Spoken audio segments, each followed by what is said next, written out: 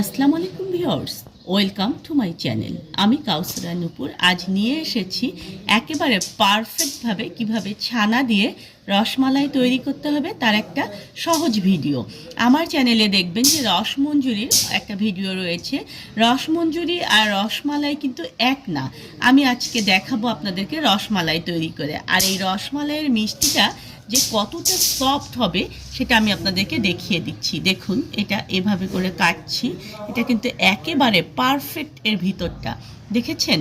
আসুন দেখে আসি কিভাবে এই সহজ প্রসেসে পারফেক্ট রসমালাই তৈরি করতে হবে। যে কোনো মিষ্টি বানানোর আগে এই ছানাটাকে একেবারে পারফেক্ট করে তৈরি করতে হবে। আর ছানা যদি পারফেক্ট হয় তাহলে দেখবেন যে আপনার মিষ্টিগুলোও পারফেক্ট হবে। আমার চ্যানেলে যে মিষ্টিগুলো আমি রেসিপি দিয়েছি সেগুলো কিন্তু আমি পারফেক্ট ছানা বানানো সবগুলোতেই দেখিয়ে দেই। আর আজকে রসমালাইয়ের যে মিষ্টিটা আমি তৈরি করব সেটার জন্যও কিন্তু আমি পারফেক্ট ছানা তৈরি করে নেব। আর এখানে আমি 1 লিটার পরিমাণ দুধ নিয়েছি। দুধটাকে ফার্স্ট আমি একেবারে টকবগে একটা বলক তুলে তারপরে ফিরে আসছি। দুধটা দেখুন যে খুব সুন্দরভাবে কিন্তু টকবক করে বলক চলে এসেছে। এটা কিন্তু বেশি জাল দেবেন না, ঘন করা যাবে না। এখন এই অবস্থায় এসে চুলার জালটা আমি একদম বন্ধ করে দিলাম, দিয়ে দুধটাকে জাস্ট একটু এভাবে করে নেড়ে চেড়ে নিলাম। এখন আমি একটা কাপে দেখুন যে 2 চা চামচ পরিমাণ ভিনেগারের সঙ্গে 2 থেকে 3 চা চামচ পরিমাণ পানি মিলিয়ে একটা দেখুন যে তরল পদার্থ তৈরি করেছে। অনেকে আমাকে জিজ্ঞেস করেছে যে আমি কি ভিনেগার ইউজ করি। আমি আপু এক এক সময় এক এক ভিনেগার ইউজ করি। আজকে আমি এখানে জান্নাত ভিনেগার ইউজ করছি। দেখুন, এখন এভাবে করে একটু করে ভিনেগার আমাদেরকে দিতে হবে আর এটাকে নাড়তে হবে। একবারে কিন্তু পুরোটাই দেওয়া যাবে না, পুরোটা আমাদের নাও লাগতে পারে। দেখুন, ঠিক যখন আমরা দেখবো যে ছানাটা আমাদের কেটে যাচ্ছে ঠিক তখনই কিন্তু আমরা ভিনেগারের পানিটা দেওয়া বন্ধ করব। দেখুন, আর এই অবস্থায় অনেকেই ভুল করেন যে চুলার জালটাকে জ্বালিয়ে দিয়ে ছানা করেন। সেটা কিন্তু পারফেক্ট নিয়ম না। দেখুন, আমার কিন্তু একেবারে খুব সুন্দরভাবে ছানাটা কেটে গিয়েছে। আর দেখুন যে পানিটা কিন্তু একেবারে গ্রিন একটা ভাব চলে এসেছে। এই অবস্থায় দেখুন যে জাস্ট এইভাবে একটা নাড়াচাড়া করে নিয়ে আমরা এই ছানাটাকে ঢেলে নেব। আর অবশ্যই মনে রাখবেন যে ছানাটা কিন্তু বেশিক্ষণ এই পানির মধ্যে রাখা যাবে না। যদি বেশিক্ষণ পানির মধ্যে রাখি তাহলে কিন্তু ছানাটা শক্ত হয়ে যাবে। ঠিক এইভাবে একটা স্ট্রেনারের উপরে সাদা একটা সুতি কাপড় দিয়ে আমরা ঢেলে নিচ্ছি। সুতি কাপড়ের বদলে আপনারা ছানা ছেঁকার জন্য কিন্তু কাপড় পাওয়া যায়, সেটাও কিন্তু আপনারা ইউজ করতে পারবেন। এখন এই অবস্থায় এটা আমরা পানি দিয়ে ধুয়ে নিচ্ছি। দেখুন, এখন ঠান্ডা পানি এভাবে দিয়ে নেড়ে চেড়ে দেখুন যে আমাদেরকে ছানাটা ধুয়ে নিতে হবে, যেন এর মধ্যে কোনো ভিনেগার না থাকে। আর এই যে ছানার মধ্যে একটা গরম ভাব থাকে, এই ভাবটাও যেন না থাকে, তাহলে ছানাটা একেবারে পারফেক্ট হবে। এই গরম ভাব যদি থাকে তাহলে কিন্তু ছানা পারফেক্ট হবে না। এখন চারপাশে দেখুন যে এভাবে আমরা মুড়িয়ে নিয়ে এটাকে আমি একটুখানি বেঁধে নেব। বেঁধে নিয়ে এই ছানাটাকে আমি 2 ঘন্টা ঝুলিয়ে রাখবো। কারো যদি সময় না থাকে তাহলে কমপক্ষে 1 ঘন্টা এইভাবে ঝুলিয়ে রাখবেন। 2 ঘন্টা ধরে দেখুন যে আমি ছানাটাকে ঝুলিয়ে রেখেছিলাম। এখন এই ছানাটাকে দেখুন যে ঠিক এইভাবে একটু চাপ দিলে যদি দেখেন যে এখানে পানি বের হচ্ছে তাহলে অবশ্যই কিন্তু এরকম কিন্তু হালকা করে চাপ দিয়ে দিয়ে, খুব বেশি জোরে চাপ দেবেন না, এরকম হালকা করে করে চাপ দিয়ে দিয়ে একটু পানি বের করে নেবেন।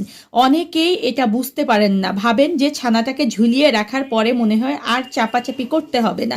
এটা খুব বেশি জোরে চাপবেন না, আমি বারবার বলছি। জাস্ট এইভাবে দেখুন যে আমি চাপছি, একটু পানি পড়ছে, এই পানিটাকে আমি একটু এভাবে করে চেপে চেপে বের করে নেব, খুব বেশিক্ষণ না কিন্তু।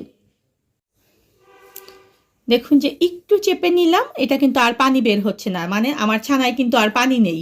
এখন এটাকে আমি ঢেলে নিচ্ছি।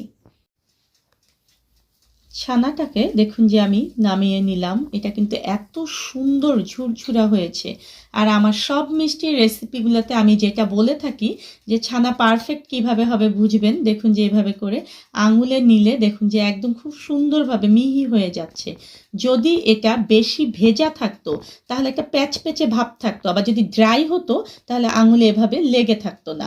এখন এই ছানাটাকে আমি একটু 2 মিনিট ধরে একেবারে ভালো করে ঝুরঝুরে করে নেব। খুব সুন্দরভাবে দেখুন যে আমি একেবারে দলাগুলো ভেঙে ঝুরঝুরে করে নিয়েছি। এখন হাতের ঠিক এই জায়গাটা দিয়ে আমি এটাকে 2 মিনিট ধরে আগে শুধু মথে নেব। 3 মিনিট ধরে দেখুন যে এগুলোকে আমি মথে নিলাম ছানাটাকে। এখন এর মধ্যে আমি মেলাবো 1 চা চামচ পরিমাণ ময়দা। অবশ্যই কিন্তু চামচটা একেবারে সুন্দর করে লেবেল ঠিক করে দেবেন। আর এখানে দিয়ে দেব 1/2 চা চামচ পরিমাণ চিনি দিয়ে এটাকে আমি আবার 3 মিনিট ধরে একটু মথে নিয়ে একটা সফট ডোতে পরিণত করব। ছানাটাকে দেখুন যে আমি একদম ভালো মতো মথে নিয়েছি। এটা ভালো মতো মথা হয়েছে বুঝবেন। দেখুন যে প্লেট থেকে কিন্তু পুরোটাই একদম সুন্দর মতো উঠে যাচ্ছে। আর ছানা যদি ওভার মথা হয় তাহলেও কিন্তু মিষ্টি শক্ত হয়। হ্যাঁ, দেখুন যদি হাতে দেখেন যে তেল বের হয়ে যাচ্ছে তাহলে বুঝতে হবে যে ছানাটা কিন্তু ওভার মথা হয়েছে। আর পারফেক্ট মথা হয়েছে কিনা কিভাবে বুঝবেন, দেখুন একটু ছানা এভাবে হাতের তালুতে নিয়ে এভাবে ঘুরিয়ে ঘুরিয়ে আপনারা একটা মিষ্টি তৈরি করবেন।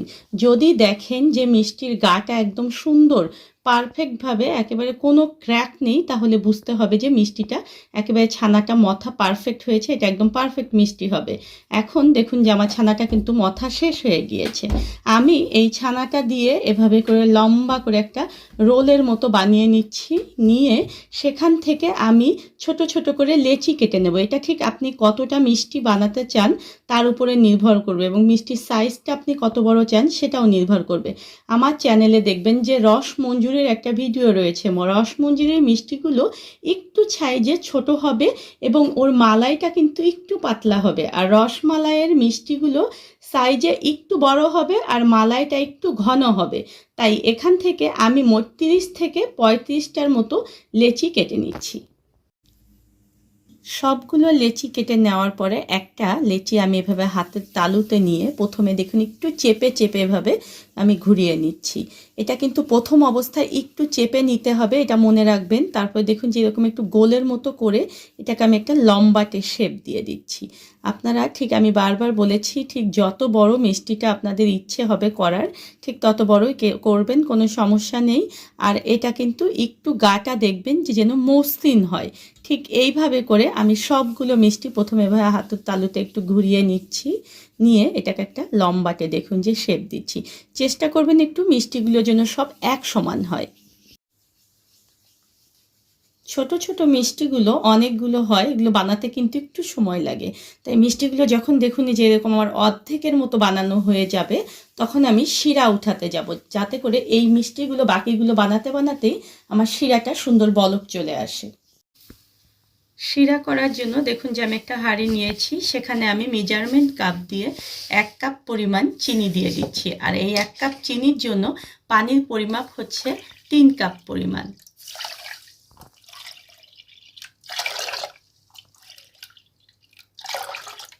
এটাকে এখন আমি সুন্দর মতো একটা বলক তুলে নেব। আর ওদিকে চলুন মিষ্টিগুলো বানাতে চলে যাই। সবগুলো মিষ্টি দেখুন যে আমার বানানো হয়ে গিয়েছে। ওদিকে আমার শিরাটাও চলুন বলক চলে এসেছে। শিরাটা দেখুন যে আমার একদম বলক চলে এসেছে। এর মধ্যে আমি 2 টেবিল চামচ পরিমাণ দুধ দিয়ে দিলাম। এই দুধটা কিন্তু একদম ঠান্ডা দুধ দিয়েছি আমি। এখন এটাকে আবার একটু বলক তুলে নিচ্ছি। বলক চলে আসার পরে আমার মিষ্টিগুলো একে একে সব আমি দিয়ে দিচ্ছি। আর এই সময় কিন্তু চুলার জালটা আমার একদম হাই হিটে রয়েছে। সবগুলো মিষ্টি দেওয়ার পরে চুলার জাল এরকম হাই হিটে রেখে প্রথম আমি এগুলোকে 10 মিনিটের জন্য ঢেকে রাখবো। এই 10 মিনিটে যদি দেখেন যে উতলিয়ে পড়ে যাচ্ছে তাহলে ঢাকনাটা জাস্ট একটু খুলে খুলে এখান থেকে বাতাস বের করে দেবেন, কিন্তু চুলার জাল কমাবেন না। চুলার জাল কিন্তু একেবারে হাই থাকবে। আর ঢাকনাটা ছিদ্র বন্ধ করার দরকার নেই, ছিদ্র থাকলে কোনো সমস্যা নেই, কারণ এখানে আমি দুধ দিয়েছি, এর কারণে সুন্দর একটা ঝাঁকের সৃষ্টি হবে।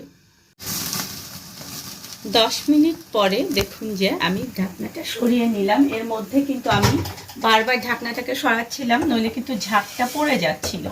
এখন এই 10 মিনিট পরে আমি পাশের চুলায় গরম পানি উঠিয়েছিলাম, সেখান থেকে 1/2 কাপ পরিমাণ পানি আমি এর মধ্যে দিয়ে দিলাম।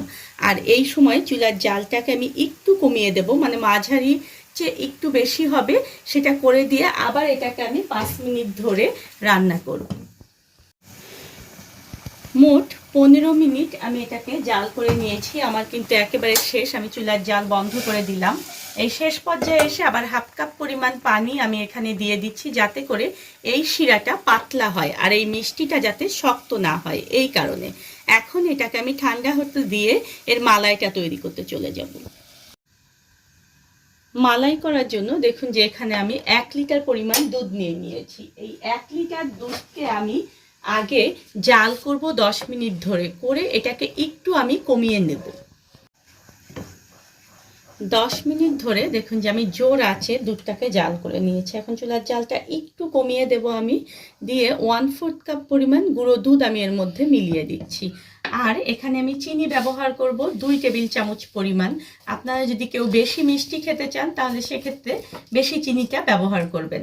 আর এখানে সুগন্ধের জন্য আমি 3 থেকে 4টা এলাচ দিয়ে দিচ্ছি। আমি কিন্তু এতক্ষণ জোর আছে এই মালাইটা তৈরি করলাম। আপনারা অবশ্যই এই মালাইটাকে নেড়ে চেড়ে জোর আঁচে তৈরি করবেন, তাহলে দেখবেন যে মালাইটা অনেক সুন্দর হবে। আর অল্প আঁচে মালাই তৈরি করলে মালাইটা কিন্তু অতটা সুন্দর হয় না। এখন এই অবস্থায় এসে চুলার জালটাকে আবার আমি মাঝারি করে দিয়ে এটাকে আমি আর একটু ঘন করে নেব। মালাইটা কিন্তু আমার হচ্ছে, এদিকে আমি মিষ্টিটাকে এই শিরা থেকে আলাদা করে নেব, কারণ শিরাটা সহ যদি আমি মালাইয়ের মধ্যে দিই তাহলে কিন্তু মালাইটা আমাদের অনেক পাতলা হয়ে যাবে। দেখুন এভাবে করে একটা স্টেইনারের উপরে আমি সুন্দর করে এগুলোকে দিয়ে দিচ্ছি। আর শিরাগুলো কিন্তু নিচে পড়ে যাচ্ছে, সেজন্য নিচে কিন্তু অবশ্যই একটা পাত্র দিয়ে দেবেন। আর ওদিকে মালাইটাও আমার হয়েছে, চলুন এগুলো এখন মালাইয়ে দিয়ে দেবেন। দেখুন আমি দুধটাকে পুরোপুরি অর্ধেক করে নিয়েছি। এখন মিষ্টিগুলো আস্তে করে এখানে দিয়ে দিচ্ছি।